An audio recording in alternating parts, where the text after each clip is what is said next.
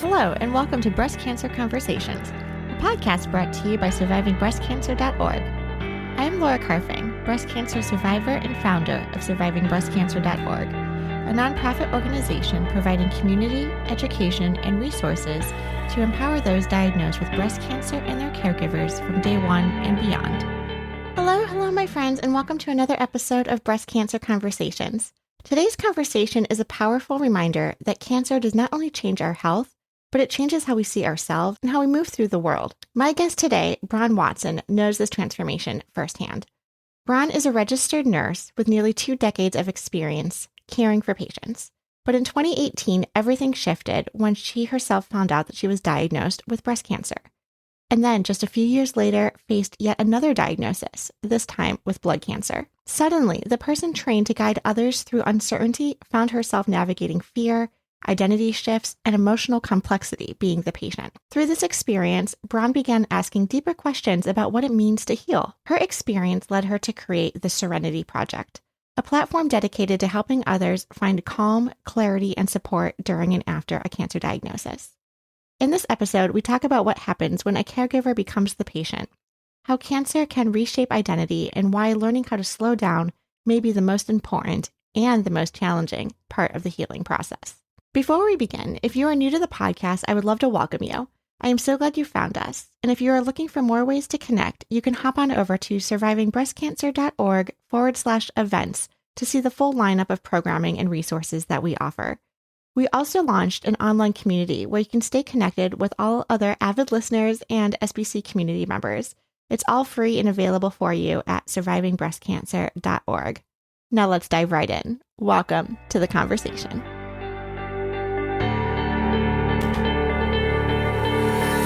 You know, 8 years ago, never thought I'd be having these conversations, but here we are. So I have a nursing education registered nurse background. So I've been in the game for a long time, decades, in fact. And alongside that, I've had a double career running, working in marketing, and for the past 14 years, running my own business. Now, there's context to all this story.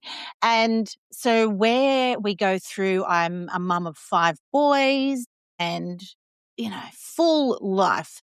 So when I hit my 40th birthday with babe on hip, looked around and went, wow, is this it? Wow, lucky me. I can't believe it was such a strange thing. And that's when I decided to start doing something for me, which is when I started to learn about running a business and built this beast thinking that I was doing the right thing for me. And in 2017, I was diagnosed with breast cancer on a Thursday. 6 days later, I'm on an operating table having a mastectomy, and 3 weeks after that, starting chemotherapy. And as we know, we go through this absolute chaotic time. And we go through all of this running a business, and we can talk about some of that later, but coming through all of that, and I remember someone saying to me must have been between, maybe in that first 3 weeks, they said to me, Bron, if you don't change how you're living, you're going to die, don't you? That's right. And it was so traumatic. And I thought, well, I'm going to have to, and I'm looking around and I'm Googling and I'm trying to work out, I'm going to have to change everything. What do I got to change? And so this absolute chaos started. And then once all the dust settles over the years, I sort of realized that what that person was saying to me was, you really do need to start looking after yourself more. So I was 48 at the time. And so fast forward 5 years, I'm at the 5-year mark. When you get blessed and released here in Australia, 5-year mark, you're cured. Lucky me, we're cured. And so I'd blessed and released from the surgeon, and my GP said to me, Bron, your neutrophils have been down for about 5 years now since the chemo. Maybe we need to get a hematologist to have a little look. And I'm going, oh, okay. Blessing, releasing, we've got the 5-year mark. Come to January 2023. See the hematologist. He goes, great, Bron, the bloods are great. 4 days later, I get a phone call. Bron, those 2 blood results that hadn't come back? I said, yeah. The ones that I told you that were nothing? I said, yeah. He goes, well, there's something, and that's really bad. Okay, here we go again. And it took a month for a full diagnosis. So through that diagnosis, here I am Googling, what does it all mean? And he was flippantly dropping words around multiple myeloma and bone marrow biopsies, and we've got to do this, we've got to do that. I'm in the country, right? It's January. I don't get to see him again. So from the 9th of January to the 1st of January, I don't get anything. I'm just waiting to speak to this man after I've been left this bombshell. go through the bone marrow biopsy and formal diagnosis of multiple myeloma. So that's a blood cancer on the 23rd of February, 2023. And now that's what dropped me, because remembering in the curative lane, we want the cure, and we're working hard in ourselves, in our lives, in our family, in our bodies, working for no more cancer, no evidence of cancer. And now to be told, well, Bron, it's a blood cancer. It's incurable. Lots of changes are happening in the technology, blah, blah, blah. And I was given a prognosis of a single digit. I don't talk about that because I don't believe, especially with technology, remembering I've got a nursing education background, I know what's going on here, that technology is changing too fast for that person to have given me a number. And I was not asked if I wanted to hear it. Let's just put it out there. So here we are. We've gone through all this major change, and here I am talking with you in Boston about breast cancer and cancer. And I'm so passionate about all the things we can do. I actually call it the Serenity Project. So Serenity is the space between science and soul and evidence and perspective. So because I have evidence and I have perspective because I've lived this whole thing for 3 decades and I'm in it, and there's so much we can do towards a path of healing. And that's what you guys do. And that's why we're here, nearly 6 minutes later. No, perfect. No, thank you for that robust intro. Every time we talk to people who've been diagnosed with breast cancer, it is heart-wrenching. Our guests are reopening wounds that are potentially in the process of healing. We're reliving that phone call report we're reading on the portal, and all of the things like it was yesterday, like it was day one. Yeah. And all of us want to realize, like, where can we have that level of control? What can we change that we feel like we're participating in our own health, whether that's diet, nutrition, lifestyle, exercise. Absolutely. And so when did you start the Serenity Project? That wasn't your original business that you started when you started a company? No. Okay. No. This is like a self-help. I'm the beta test. Strangely enough, I started writing a book in 2015. And I found that chapter that I wrote in 2024 again. And I couldn't believe that what I was writing, what I wrote, which was 5,500 words, was exactly what I had just been going through. So the Serenity Project, or I am the Serenity Project, just so you know, is what that came around when I was sitting out the back of my house. And this is after the second diagnosis. And I'm looking at the trees and I'm literally praying to God. Now, insert whoever you believe here. Source, universe, insert whatever you want to believe. And I'm going, please just give me time. Please, God, give me time. And had the formal diagnosis. Bron, we'll be starting chemotherapy next week and we'll be booking in for a stem cell transplant, other words, a bone marrow transplant in about June, July. Okay, so no time. Is that what you're telling me? No time. Great. Here we go again. And because I'd been through this rodeo before, I knew what it was like to go from having the formal diagnosis to surgery. And now for me, another even worse. So Malphilan is the chemo they give you when you have the stem cell transplant, literally 24 hours before they give you back your baby stem cells. That's probably I think it's one of the worst in the world in terms of the side effects. So here we are going through it all again, bold again. And just through that, I started to think, well, Bron, what are things you can do for you? What can you do for you? And that's when I started to look for what I call now Serenity Moments. It's a moment in time and so the Serenity Prayer was written by Alcoholics Anonymous nearly 100 years ago. And it says, God, grant me serenity to accept what I cannot change, the courage to change the things I can, and the wisdom to know the difference. And that's where it started. Whereas because I had been dealt this card and twice, I had to start working on, for me, I chose, actually, I should say, it's all a choice. I chose to look at what I could look after and control and what I can't. So now I live by it all day, every day, because I now, touch wood, even when I walk in, because I have still monthly appointments, obviously, because they're doing this. So knowing that what science teaches me, but knowing also what I know for myself in terms of that's the soul part, I can walk into the Cancer Institute now to see those specialists, to see the team, and I am no longer absolutely rigid with fear and trauma. So I can now walk in quite calmly. And I've taught myself that. It took nearly 3 years, but I've taught myself to be able to handle adversity when you don't know what's happening next. Because that's the fear, isn't it? You know, Laura, that's that fear of going, is it back? Or the fear of a change. And I have taught myself to handle that fear. Does it mean that doesn't mean that I don't get anxiety or cry and carry on afterwards? Absolutely I do.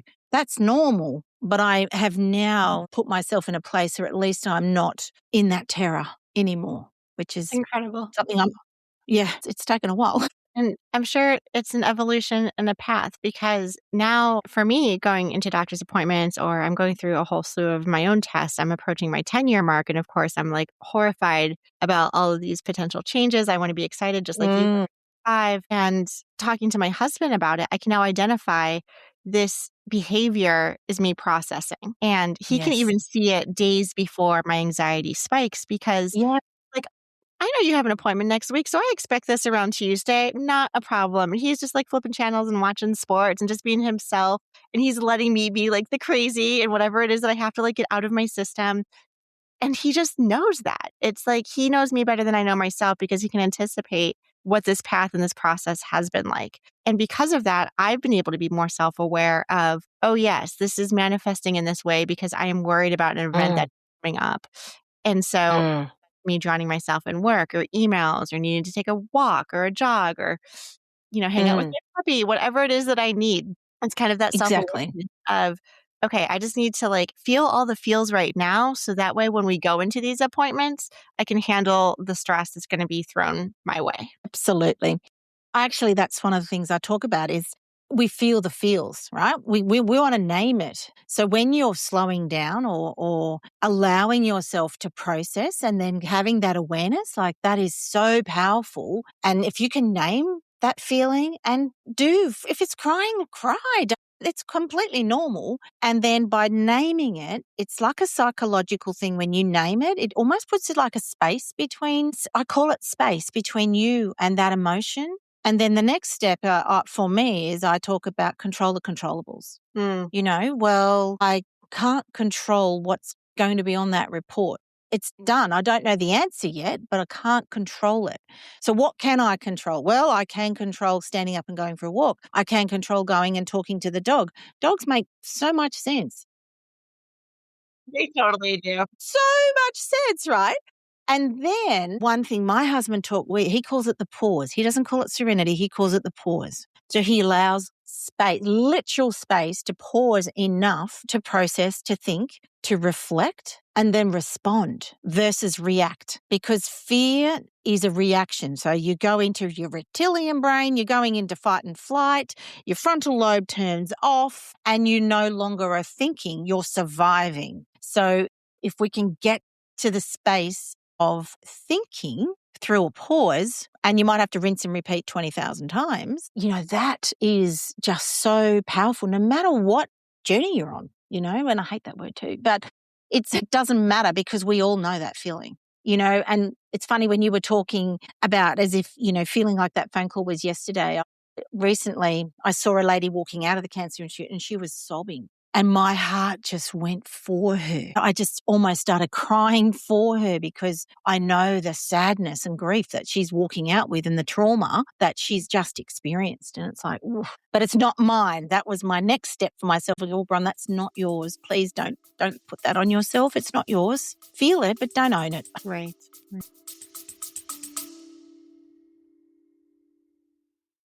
I want to take a quick moment and tell you something I'm really excited about. You can now download the survivingbreastcancer.org app directly from the App Store or Google Play.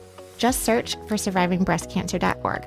It is completely free to download, and inside you will have access to all of our support groups, educational programs and webinars, all of our blog content and articles, podcast episodes, and community features to connect with others who understand what you're going through.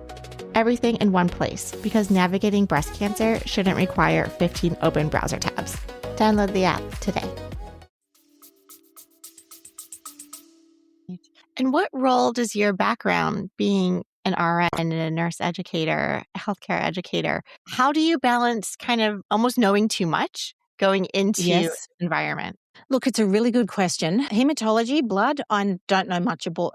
It wasn't my thing, right? Surgical, yes, my thing. So being the patient in the bed, like obviously after decades of standing there, seeing people have diagnosis after diagnosis after diagnosis, and off they'd trot down to the Cancer Institute or wherever they're going, never gave it another thought. And when you're the patient in the bed, it's very, very different. It was horrifying actually, because I know what's meant to happen. Is it helpful? It's helpful in some ways in the fact that I can understand the language they're talking. So I can speak the speak. That makes no sense, but you know what I mean. But I what speak I your talk language about, too. I get that. and you'll learn it, right? When you're in it long enough, you'll hear the language and you'll start speaking the language, and it's hilariously not funny. But what I talk about is that for me, I'm an active participant in my treatment. I am not a passive bystander. So when it comes to talking around health, I imagine myself, I'm the CEO of Bron Watson. I'm the CEO, and then we've got our executive team. And for my executive team, it's actually energy healing, all of the things. And then we've got the team, the rest of the committee, which are my specialists, GPs. I've actually met this most incredible woman in Brazil who's a wonderful GP, a general practitioner, doctor in Brazil. And like we've crossed paths, and this woman is just so beautiful. And here she is. She's moved up into the executive team. So it's just when you're taking control of the controllables, as you said, you're going into those appointments, you're going into this wheel. I mean, it's like a hamster wheel. What did you call it? You had a word for it at the beginning. You call it not whackable, something. Whack-a-mole. Yes. Whack-a-mole, That right? game where you always have to like hit Yeah, something that's and something right. else That's pops up. right.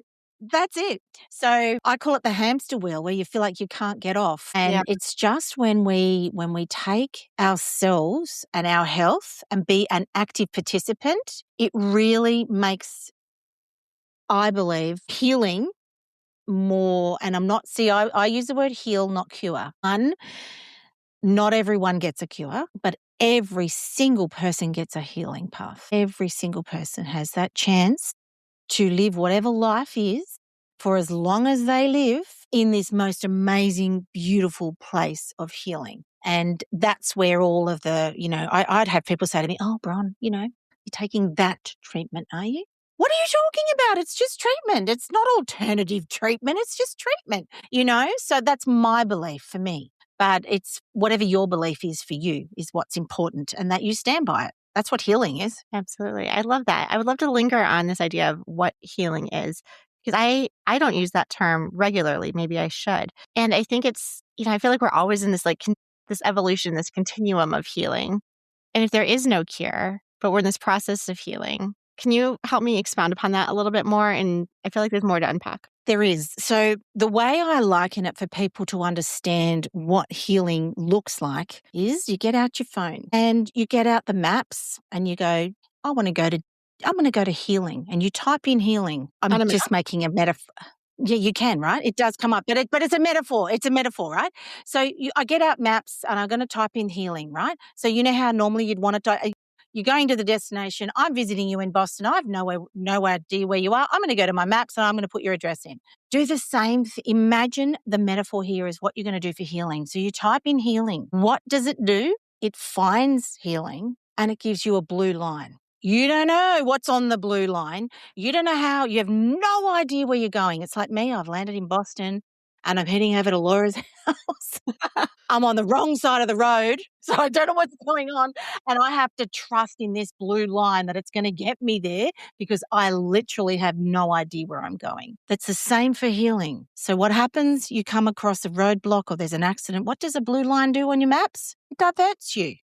It'll take you off to the left. I always say left-hand turn, right? I felt like my life was full of left-hand turns. Takes me on a left-hand turn. But what happens? It will always recalibrate back to healing. It will always guide you.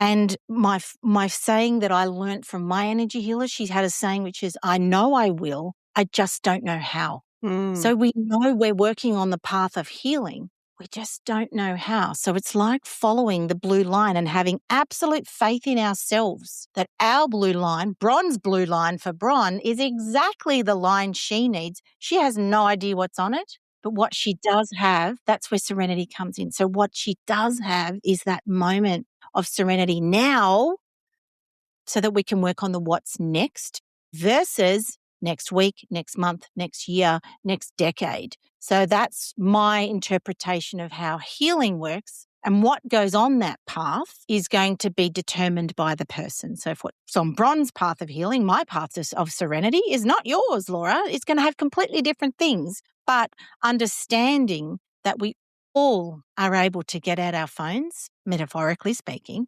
and find a destination of healing. Not healed. You notice I'm not saying healed, I'm saying healing. Because it's always going. It'll never end. And when did you decide to find an energy healer and bring them onto your executive team? I had met this beautiful woman, Kerry, through our business paths back in maybe 2013. And we'd always just looked at, liked each other's stuff on socials. And when I had the second diagnosis, I thought, I can't do this on my own. And I also had a therapist. I got all the things, right? Because I'm dealing with an incurable cancer diagnosis. The one thing that we all didn't want, now we've got it. And I've reached out to Kerry and I said, Kerry, I need help. And we just started working together and worked together. She's always there for me, but for 2 years. And it was the best thing I ever did because I learned so much about myself and I learned what was in my control and what wasn't. So for those of you who have read Mel Robbins' Let Them book, I saw Mel last week and she's just amazing, right? She's exactly who she is on her podcast, in her book. And what this is about is literally let them, when it comes to family, beliefs in life, what supports you, in terms of me. My whole goal in business and life is healing. So if it doesn't fit, I now have courage. I used to wear a hat with hope on the back. Breast cancer, they love the word hope, right? I'd wear this hope hat. I loved it. It was my favorite hat, especially when I was bald. And I now realize that hope for me actually is courage. The courage to choose what I know to believe to be right for me. And that's my biggest lesson with healing is that we don't have all the answers. You can't control it. It changes in a blink of an eye. But we have that understanding and belief that I know I will, I just don't know how. Yes, absolutely. Well, another thing we have in common, I also got to see Mel Robbins speak when she was in Boston. The Let Them theory, all of that, so phenomenal. And the other person I was going to reference is Brene Brown, who wrote the book. Did you read, is it the Atlas of the Heart? Is that the one that she wrote? I think I've got that, yes. And to me, I've got books, yeah. Yes, that to me was like when you're talking about naming it. I think our vocabulary is so limited. Like, how are you today? I'm good, I'm fine, I'm bad, I'm sad, I'm tired. Like, there's like the same 5 adjectives we use all of the time. And then she has this book with like 40 plus, maybe more, don't quote me on this, but like this book of just emotions that I'm like, wow, that's actually like, I'm confused. I'm not angry. I'm just confused or frustrated or disillusioned or, these words that like we don't use all the time, that is actually naming what it is that we're feeling and experiencing. And so that is just really helpful to take the time to pause to actually really identify what it is that we're feeling so we can put a name to it. Yeah. And that act alone removes some of that emotion, which makes it, as I said, gives that space to then be able to process. We all process differently. Some people process by talking. And, I'll give you an example about, because my bloods have been up and down and one of the markers is just, one of the cancer markers is just doing their little rise. And it could take years to get to where they go, okay, it's at 100 now, Bron, now time to treat. And it's like, well, okay, I got to live through that. How do I live through that? And I was crying and my husband's trying to fix me, right? Fix it. I said, sweetheart, just let me be. I'm going to be fine very, very soon. We can't fix this. Because normally what would happen is, you want to fix, if someone's hurting, you want to or grieve or whatever it is, you want to throw your arms around them, you want to take it away, you want to fix it. And can't fix this. So he just left me be. 10 minutes later, I'm okay. Because I allowed that emotion out. I'm not walking around with it. That's the energy side of it, right? That's the soulful side. I'm not carrying last week's grief because I've already grieved that. going to go deal with this week. You know what I mean? Or whatever feeling it is. You know, I've just got back from Japan and I left my one of my sons there, and it's like, oh my goodness, he's doing an exchange program. It was a lot harder than I thought. He's 24 years fine, but Amazing. mama's not fine. So, you know, it's I think when you have that skill, and again, it's learned. You can learn this stuff. I wasn't taught this. And someone living with a terminal illness, you still have, to use your words, the courage to allow yourself to learn and to heal.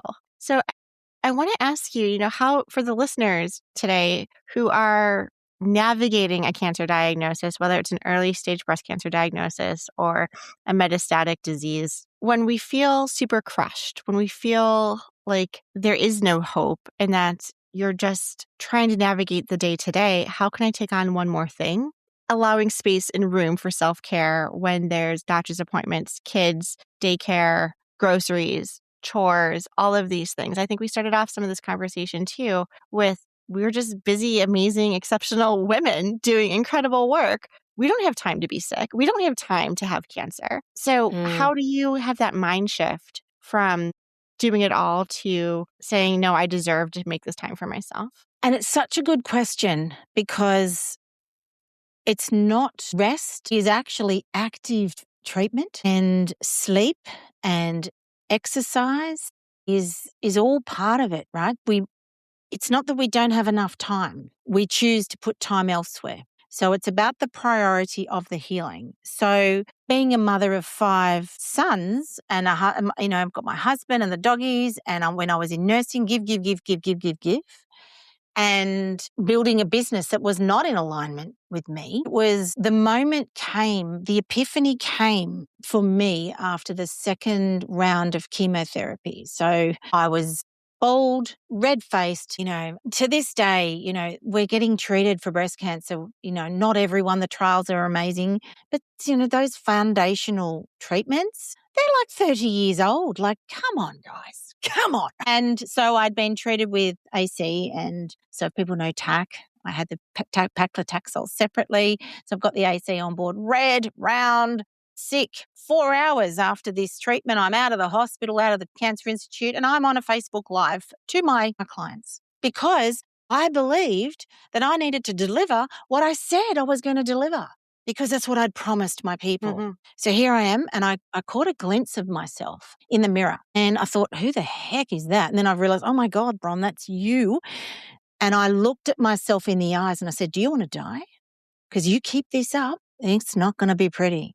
And so I literally shut that mentoring business down overnight, which was a very difficult thing to do financially, but also remembering from responsibility. And I now know, and this is the answering of your question, the difference between doing something for someone else because that's what I promised I was going to do versus doing something for someone else, but on my timeline. So it doesn't mean, especially if you've got younger kids and shopping and those sort of things, it's around going, cool, I'm going to get it delivered. Who can I, and asking for help. I suck to this day for asking for help, but I couldn't ask. I was the stoic person after the breast cancer diagnosis, but after the second one, I'm now a lot more vulnerable. And I really feel that when we name those emotions and become vulnerable, the help comes, the balance comes, and remembering it's just the next step. It's not next week. It's not next month. For me, I choose not to focus on something that hasn't happened yet versus what's the next play. Well,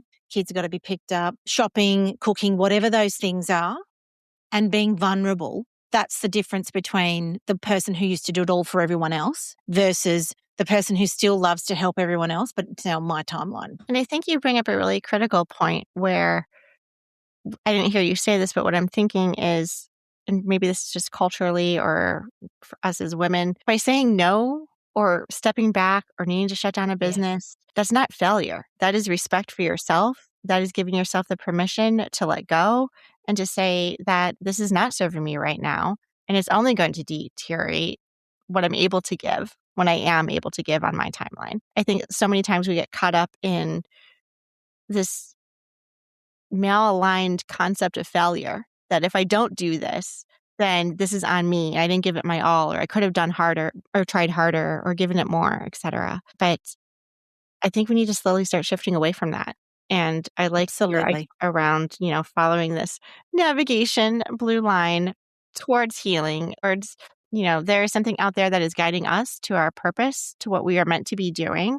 And it's not going to be beautiful and pretty and clean all the time. It's going to be jaggedy and curvy and maybe some U-turns, but like in backtracking, Mm, 'cause I definitely get lost. mm. It's what we're meant to do and be. And I think just having today's conversation, I already feel empowered and inspired. And I like this idea of calling my exercise regimen my treatment plan because maybe I'll stick to it.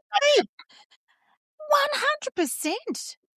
All that was left for me in terms of life, this is kind of funny, is that I love a really good coffee, which I hate to say it, America, it's not as hard, it's not as easy to find as you might think, but it's my thing. So to have that moment with my puppies out the back, my morning coffee, it could be 10 minutes, but that's healing. That's actually treatment. Yes. Exercise, nutrition, Reiki, whatever your thing is, it's all part of your team. And when we learn to accept what we want for us, especially for women who are so good at giving for everyone else, it's around when you have that self-awareness, it just happens without trying to find the answer, because we don't know what the answer might be, but we know that your treatment for you, Laura, is exactly what's right for you, and then what will be will be. Does that make sense?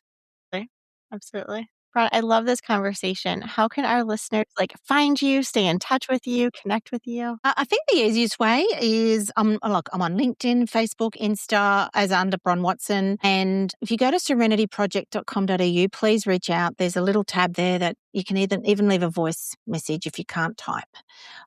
Very nice. Because not everyone has, to depend on where they're at in healing. So I'll answer every single question. I'll get back to you. So please reach out. There's a newsletter there if anything resonates with you.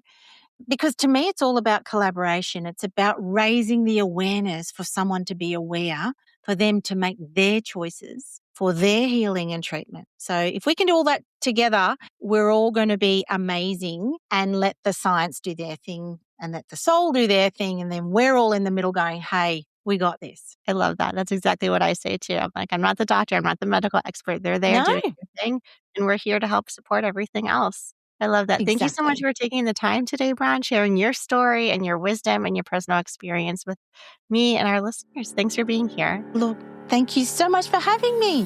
And thank you, everyone, for listening to our show.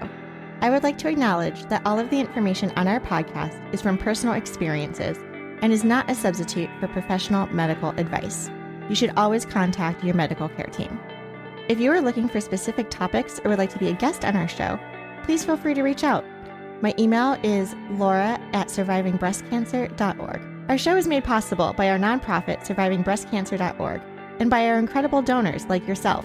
You can hop on over to survivingbreastcancer.org to sign up for our mailing list, make a donation, and explore the 400+ programs we offer each year at survivingbreastcancer.org/events. Until next time, keep on thriving.